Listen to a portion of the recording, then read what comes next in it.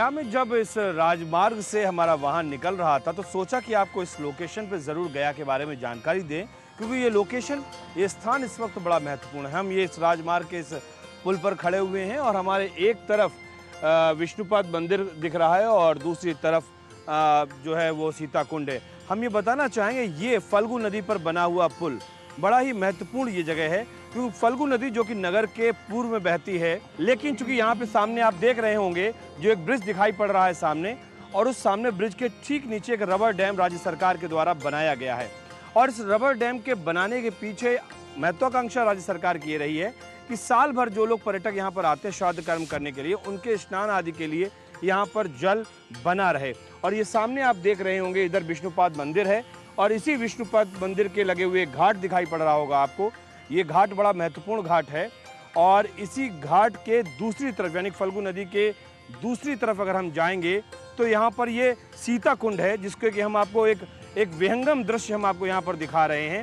सीता कुंड इसलिए फेमस है, इसलिए प्रसिद्ध है क्योंकि माना यह जाता है कि भगवान राम के जो पिताजी महाराज दशरथ और उनके निधन के पश्चात जो उनको श्राद्ध और जो उनको बालू पिंड का दान सीता माँ ने किया था वो यहीं पर किया था और यहीं पर उनकी एक प्रतिमा भी बनी हुई है सीता माता की, दशरथ जी के हाथ को बालू पिंड देते हुए।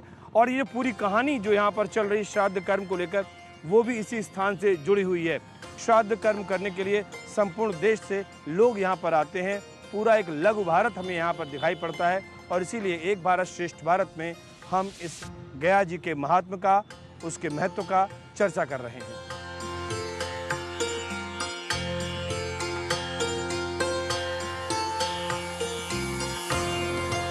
गया वो पावन नगरी है जहाँ केवल बालू का पिंड कर देने से पितरों की मोक्ष की प्राप्ति होती है। माता सीता ने यहाँ आकर राजा दशरथ जी को बालू का पिंड प्रदान कर उन्हें मुक्ति दिलवाई, तो ये वो पावन नगरी है। भगवान विष्णु का साक्षात चरण चिन्ह यहाँ 18 इंच की भगवान विष्णु का विष्णुपद मंदिर में विराजमान है। गया जी का महत्व जो है आज से नहीं, सतयुग से पहले से इसका जो है महत्व है और गया जी प्राचीन तीर्थों में जो है गया नगर है और यहाँ अपने पितरों को मोक्ष के लिए गया जी का पहचान पूरे विश्व में है।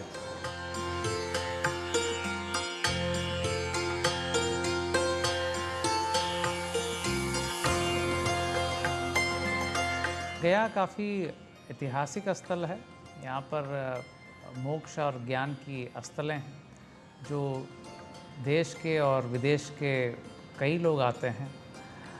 जैसे हम लोग जानते हैं कि पितृपक्ष जो सितंबर अक्टूबर महीना में आयोजित होता है वो एक बहुत बड़ा आयोजन होता है जिसमें देश के विभिन्न हिस्सों से और अंतर्राष्ट्रीय हिस्सों से भी लोग आते हैं और पितरों को पिंडदान करके मोक्ष दिलाने के कार्य करते हैं। नमस्कार, स्वागत है आप सभी का डीडी न्यूज़ पर। एक भारत श्रेष्ठ भारत के इस खास कार्यक्रम में हमेशा की तरह मैं हूँ आपके साथ मनीष वाजपेयी। आज इस कार्यक्रम में हम आपको दर्शन करवाएंगे, भ्रमण करवाएंगे, बताएंगे और समझाएंगे उस शहर के बारे में जिसको इतिहास से भी पुराना माना जा सकता है, जो शहर सनातन माना जाता है, जो शहर अपने साथ न जाने कितने किस्से, कथाओं और किंवदंतियों को लेकर आगे बढ़ रहा है। वो शहर जहां पर दुनिया भर से लोग जो हिंदू मतावलंबी हैं वो अपने पितरों के श्राद्ध के लिए यहाँ पर पहुँचते हैं। तो अब तो आप समझ ही गए होंगे हम किस शहर की बात कर रहे हैं। बिल्कुल ठीक समझ रहे हैं आप। हम बात करने वाले हैं गया की और गया के महत्व को हम बताएंगे आज अपने इस खास कार्यक्रम में।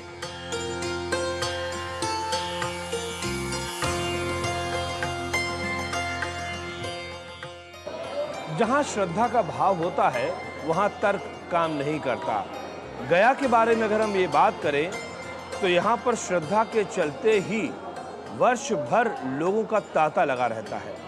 ये मोक्ष की धरती मानी जाती है और इसके पीछे बहुत सारी कथाएं हैं जहाँ पर भगवान श्री राम ने स्वयं अपने पितरों के लिए, पूर्वजों के लिए पिंड दिया हो और मोक्ष प्राप्ति की कामना की हो। जहाँ पर महाभारत युद्ध के पश्चात युधिष्ठिर स्वयं आए हों और अपने पूर्वजों के मोक्ष के लिए प्राप्ति के लिए कामना की हो, और जहाँ स्वयं इस पूरी की पूरी कथाओं के पीछे भगवान विष्णु का अपना स्वयं हाथ हो, तो फिर क्या कह सकते हैं। ऐसी कुछ कथाओं के चलते, ऐसे कुछ श्रद्धा के चलते यहाँ पर उत्तर हो, दक्षिण हो, पूरब हो, पश्चिम हो, समस्त भारत से, और सिर्फ इतना ही नहीं बल्कि विश्व के अलग अलग इलाकों से जहाँ पर हिंदू मतावलंबी हैं, जो सनातन धर्म को मानने वाले हैं, वो गया जी में पधारते हैं अपने पितरों के तर्पण के लिए, उनके श्राद्ध के लिए, मोक्ष प्राप्ति की कामना लिए। हमारे पीछे आप देख ही रहे होंगे यहाँ पर ये कर्म चल रहा है, और निश्चित तौर पर ऐसे दृश्य गया में हर जगह दिखते हैं, और ख़ास तौर से यहाँ पर 48 वेदियाँ देखी गई हैं, और वहाँ पर ये पुरोहित कर्म किया जाता है। पितृपक्ष में ज़बरदस्त तरीके से यहाँ पर भीड़ रहती है, और निश्चित तौर पर ये दृश्य जब आप देखते हैं तो लगता है कि हाँ, सनातन धर्म का जो मर्म है, सनातन धर्म का जो मूल है, ऐसे ही स्थानों पर, ऐसे ही जगहों पर हमें दिखाई पड़ता है। गयासुर दानव प्रतापी राक्षस था, उसने यज्ञ करके अब और बहुत उसे तपस्या करके बहुत शक्तियाँ अर्जित कर ली थी। ब्रह्मा जी ने उसे वरदान दे दिया कि आपका शरीर को कोई भी स्पर्श करेगा तो उसे मोक्ष की प्राप्ति होगी। तो इतना सृष्टि के रचनाओं के खिलाफ था। तो भगवान के पास में सभी देवता लोग गए, वो बताए कि ऐसा ऐसा ब्रह्मा जी ने इस दानव को वरदान दे दिया है कि कोई भी उसे स्पर्श कर लेगा तो उसे ब्रह्मलोक की प्राप्ति हो जाएगी। उसके निवारण हेतु भगवान विष्णु ने उसके शरीर को मांगा है कि तुम्हारा शरीर बहुत ही पुण्यमयी है, हम सभी देवता लोग तुम्हारे शरीर के ऊपर में यज्ञ करना चाहते हैं। तो यज्ञ होने लगा, सभी देवता लोग विराजमान हो गए। 5 कोस की परिधि में उसने अपने शरीर को फैला लिया, जिस पर गया आज अवस्थित है। फिर भी उसका शरीर कंपित होता रहा। तब भगवान विष्णु ने धर्मशिला रखकर अपने पाँव से उसे दबाया। तब उसने कहा, भगवान आपने तो मेरा तो उद्धार कर दिया, मगर और आने वाले प्राणियों का भी तो आप उद्धार करने की व्यवस्था बनाएं।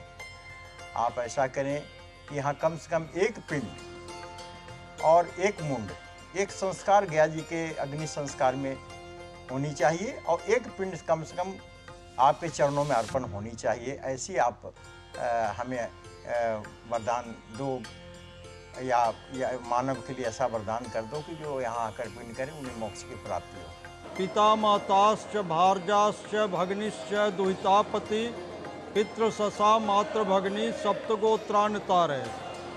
तो ये ब्रह्मा के काल से जो है, और ब्रह्मा के द्वारा जो है ये रचित ये गया जी तीर्थ है, और ब्रह्मा ने ही जो है गयासुर राक्षस पर यज्ञ किया। उसी समय से ये गया जी पितृमोक्ष के नाम से जाना जाता है। सैकड़ों साल गुजर गए, वक्त के कालखंड ने सदियों का सफर तय किया हुआ है, लेकिन जिस श्रद्धा भाव के साथ इस यात्रा की कभी शुरुआत हुई होगी, उसी श्रद्धा भाव के साथ या उससे कहीं ज़्यादा ये यात्रा आज भी चल रही है। जब हम धर्म के मूल को जानने की कोशिश करते हैं, जब हम सनातन धर्म को समझने की कोशिश करते हैं, तो निश्चित तौर पर यही यात्रा और इसका मर्म हमें समझ में आता है।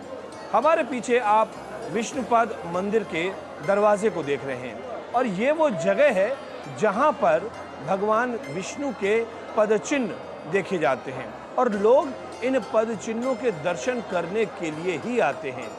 गया में सर्वाधिक महत्वपूर्ण अगर कोई स्थान है तो वो है विष्णुपाद मंदिर, और इसी विष्णुपाद मंदिर के इर्द गिर्द बसा हुआ है गया शहर।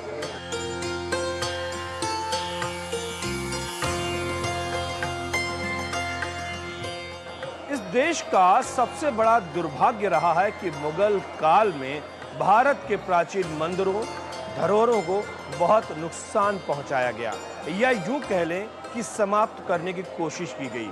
चाहे वो वाराणसी का विश्वनाथ मंदिर हो या फिर गया का विष्णुपाद मंदिर हो, ऐसे न जाने कितने मंदिरों को ध्वंस किया गया। लेकिन अच्छी बात ये रही कि हमारे समाज में, इस देश में ऐसे लोग भी रहे जिन्होंने इनका जीर्णोद्धार करवाया, इसका पुनरुद्धार करवाया। और ऐसा ही एक बड़ा नाम आता है इंदौर के होलकर वंश की महारानी अहिल्याबाई होलकर का। विष्णुपाद मंदिर का भी उन्होंने पुनर्निर्माण करवाया 1700 87 में, इसलिए क्योंकि ये मंदिर को विध्वंस कर दिया गया था मुगल काल में। और आज जिस शानो शौकत के साथ में ये मंदिर खड़ा हुआ है, निश्चित तौर पर ये महारानी अहिल्याबाई होलकर की देन रही है इस देश को, इस समाज को, सनातन धर्म को, कि उन्होंने इस मंदिर को दोबारा बनवाया, प्रतिस्थापित करवाया और पूरी श्रद्धा भाव के साथ यहाँ पर इस वजह से आज भी लोग आ रहे हैं। मंदिर में मूर्ति का स्वरूप नहीं है, यहाँ शिला है, धर्म शिला, स्वयंभू शिला है, जिसके ऊपर ब्रह्मा जी ने यज्ञ किया और भगवान ने अपना चरण रखा है, वो चरण का चिन्ह है यहाँ। और उसी चरण पर पिंड देने से हमारे पितरों को मोक्ष और गति प्राप्त होती है। ये मंदिर का स्वरूप महारानी अहिल्याबाई ने 1700 कुछ ईस्वी में जो है ये स्वरूप दिया। खुला भगवान का चरण होने के कारण जो है इस पर एक स्वरूप दे दिया गया।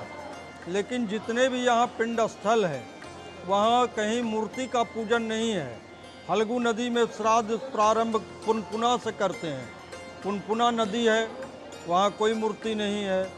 उसके बाद फल्गु में आते हैं तो फल्गु नदी है, यहाँ भी कोई मूर्ति नहीं है। उसके बाद रामशिला प्रेतशिला पर्वत पर जाते हैं तो वो पर्वत है।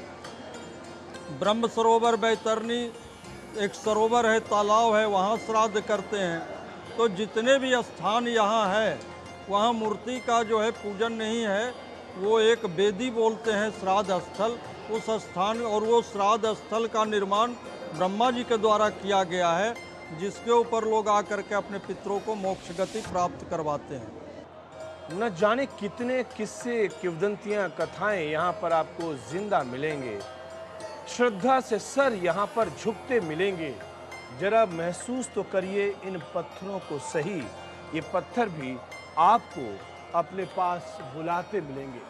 वाकई इन पत्थरों की भी अपनी कहानी है और इन पत्थरों पर जब ये स्पर्श होता है इन हाथों को तो ऐसा लगता है कि वाकई ये भी हमसे बहुत कुछ कहना चाहते हैं। और दरअसल ये सारी की सारी बात भावनाओं से जुड़ी हुई है। ये सारी की सारी बात जो है वो आपकी श्रद्धा से जुड़ी हुई है। मानो तो मैं मूर्ति हूँ, जान हूँ, उसमें कहीं ना कहीं धर्म की, आस्था की उसमें बात आती है। और अगर ना मानो तो पत्थर है। लेकिन यहाँ पर हजारों लाखों लोग ऐसे हैं जो श्रद्धा भाव से यहाँ पर आते हैं और अपने शीश को यहाँ पर झुकाते हैं। और अभी यहाँ पर छोटे से ब्रेक के लिए रुकते हैं और ब्रेक के बाद जब लौट कर आएंगे तो बहुत सारी बातें आपसे करनी है। कहीं मत जाइए आप, मिलते हैं इस छोटे से ब्रेक के बाद।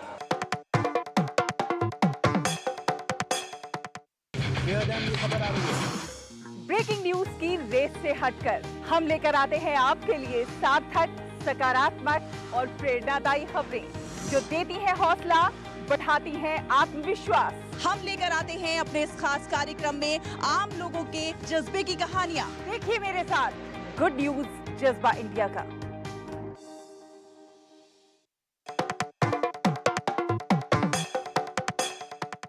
Welcome back. ब्रेक के बाद एक बार फिर से आप सभी का स्वागत है हमारे इस खास कार्यक्रम एक भारत श्रेष्ठ भारत में। और एक भारत श्रेष्ठ भारत में आज हम जिक्र कर रहे हैं गया का, आज हम जिक्र कर रहे हैं विष्णुपाद मंदिर का। और दरअसल जब हम सनातन धर्म की बात करते हैं तो सनातन धर्म इस प्रकृति के रज रज में है, जल में है, थल में है, वायु में है, अग्नि में है। प्रकृति के जो 5 तत्व माने गए हैं उनमें सनातन धर्म की मौजूदगी है। और वो मैं इसलिए भी कह रहा हूँ कि जब यहाँ पर पूजन कर्म हो रहा है विष्णुपाद मंदिर में तो यहाँ पर उन तमाम तत्वों का महत्व है। विशेषकर खास तौर से अगर हम तुलसी का जिक्र करें, क्योंकि विष्णुपाद मंदिर है और यहाँ पर तुलसी का जिक्र अपने आप में महत्वपूर्ण हो जाता है। कई और कहानियाँ, कई और बातें अपने इस खास कार्यक्रम में आपके लिए।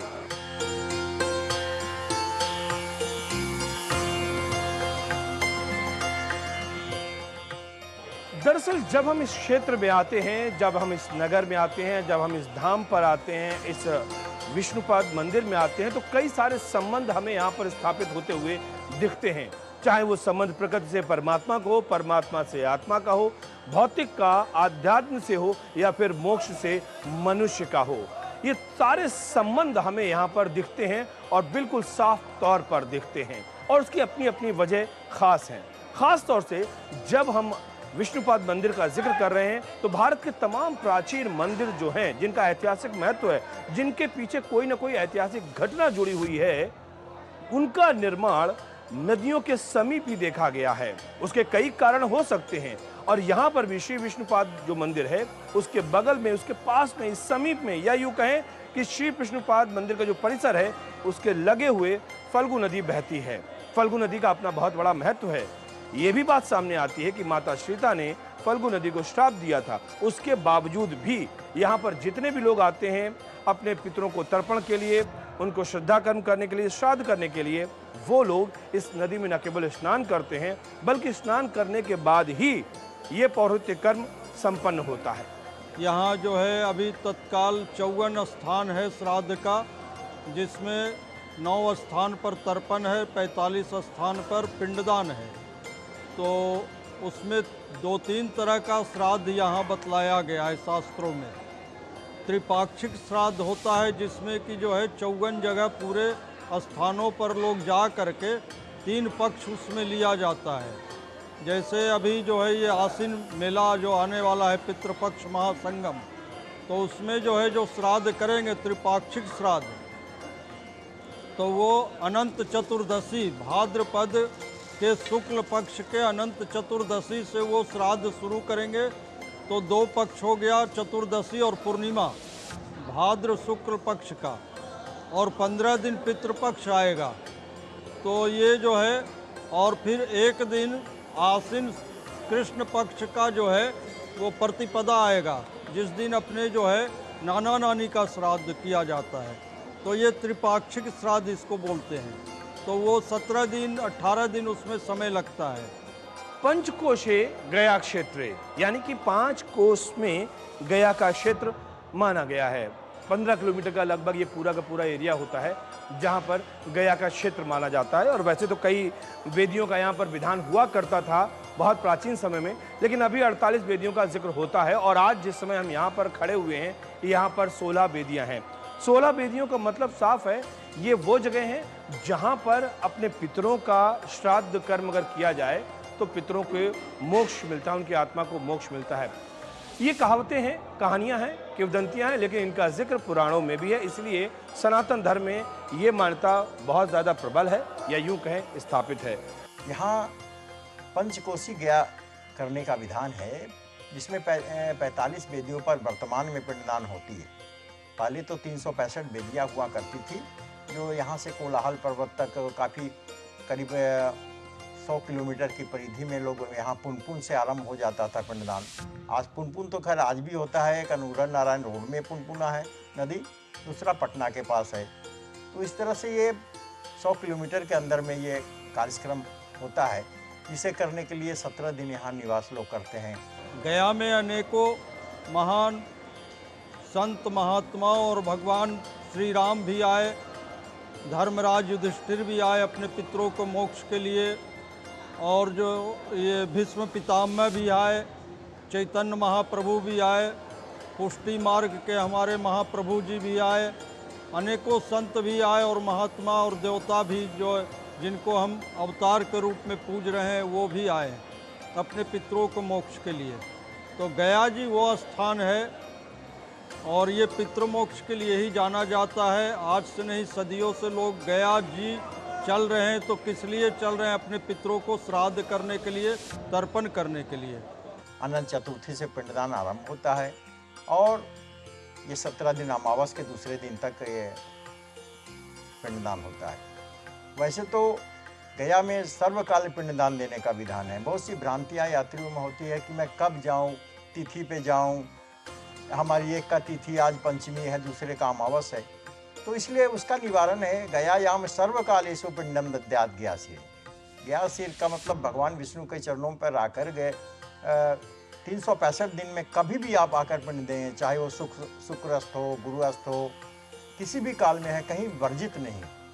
श्री विष्णुपाद मंदिर में मैं मौजूद हूँ और जो कुछ मैं देख रहा हूँ वाकई श्रद्धा भी है, भाव भी है, और कहीं ना कहीं व्यक्ति यहाँ पर अपने पूर्वजों से जुड़ जाता है। यहाँ पर बहुत सारे पौरोहित्य कर्म हैं, और ख़ास तौर से अगर जो भी पौरोहित्य कर्म यहाँ पर हो रहा है वो श्राद्ध को लेकर ही होता है। यहाँ पर त्रिपिंडी श्राद्ध है, 14 मासिक है, श्राद्ध सपिंडी श्राद्ध है, बहुत सारे ऐसे पौरोहित्य कर्म करवाए जाते हैं। अभी हमारे समक्ष मैं यहाँ पर देख रहा हूँ कि एक पश्चिम बंगाल से एक पूरा का पूरा ग्रुप आया हुआ है, और यहाँ पर एक पंडा जी जो हैं वो उन्हें श्राद्ध कर्म करवा रहे हैं।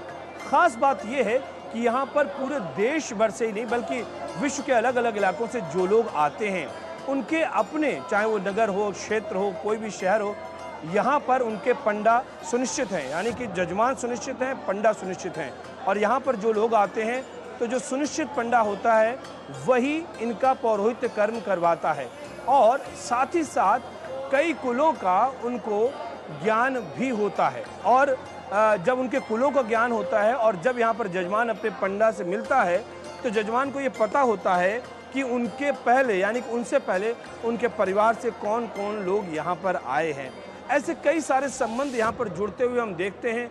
और उसके बाद यहाँ पर जो श्रद्धा का, भाव का जो समागम होता है, निश्चित तौर पर यही धर्म के मूल में है।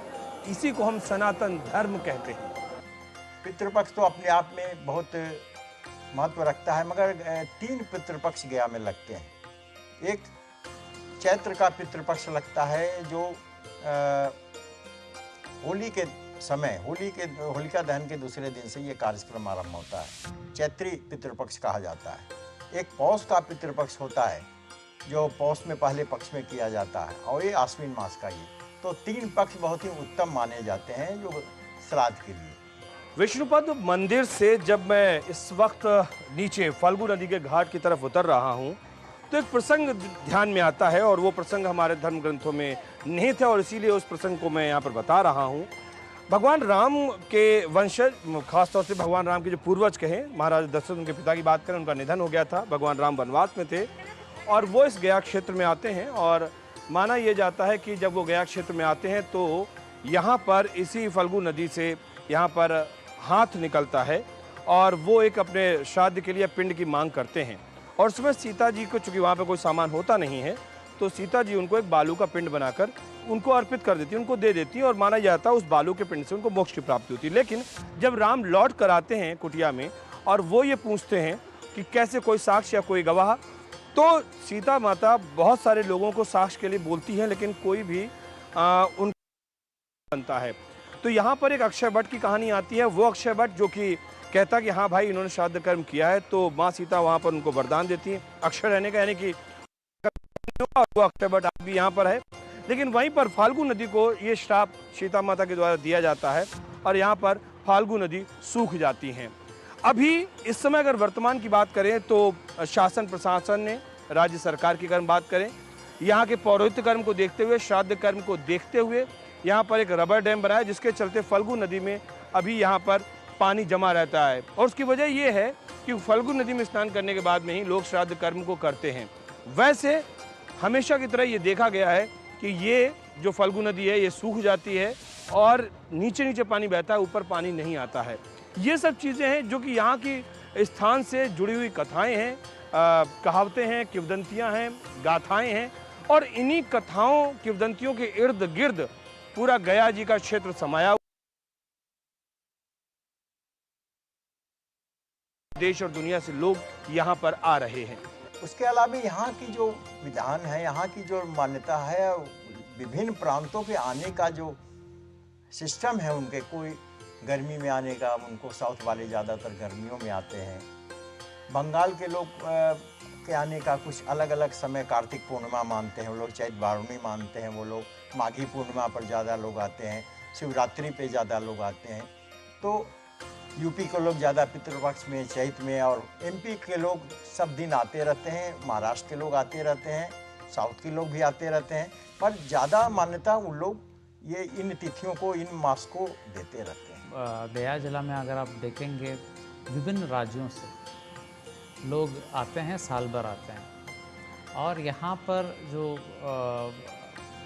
आश्रम है या धर्मशाला है वो अपने अपने राज्यों को लेकर के सभी संस्थानों ने, कि तमिलनाडु का अलग है, आंध्रा का है, गुजरात का है, महाराष्ट्र का है, धर्मशाला यहाँ पर स्थापित है, जिसमें बादशाह से लेकर के जो लोग आते हैं उन भी अपने कुजीन्स मिलते हैं। इस प्रकार की कॉन्फ्रेंस ऑफ कल्चर है यहाँ पे। देखिए, गया जी एक भारत श्रेष्ठ भारत का उदाहरण इसलिए दिखता है कि पूरे भारत में जितने राज्य हैं, जितने भाषा के लोग हैं, सभी भाषा के लोग हमारे यहाँ आते हैं और सभी को उस भाषा में ही उनका कर्मकांड और उनके राज्य के जो विधान, कुछ राज्य के भी अलग विधान है, उस विधान के मुताबिक उनको कर्मकांड कराया जाता है।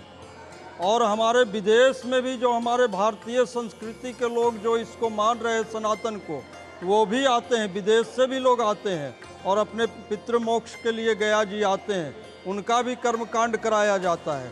तो एक भारत श्रेष्ठ भारत का जो है एक यहाँ पर संगम है, जिसको माननीय प्रधानमंत्री ने लेकर के आगे चले हैं, एक भारत श्रेष्ठ भारत। तो उसका एक साक्षात प्रमाण ये गया है कि यहाँ पूरे भारत के हर भाषा के लोग, हर कर्म कांड के लोग, सब लोग आते हैं और सबके भाषा क्षेत्र के हम यहाँ तीर्थ पुरोहित पंडा हैं। तो एक भारत श्रेष्ठ भारत का यही प्रमाण गया जी देता है। इस यात्रा की शुरुआत जहां से हुई थी, इस यात्रा का समापन भी वहीं पर हो रहा है। और अब ये नहीं कह सकते हैं कि समापन हो रहा है, बल्कि हम ये कह सकते हैं कि ये एक पड़ाव भर है। क्योंकि जब भी बात श्रद्धा की होती है, आस्था की होती है, धर्म की होती है, भाव की होती है, भावना की होती है, तब ये यात्रा अनंत रूप से चलती रहती है, जैसे हमारी ये वायु प्रवाहित होती रहती है। तो फिलहाल एक भारत श्रेष्ठ भारत के इस सफ़र में इतना ही दीजिए मुझे इजाज़त, लेकिन इस वायदे के साथ कि फिर होगी मुलाकात। तब तक के लिए नमस्कार।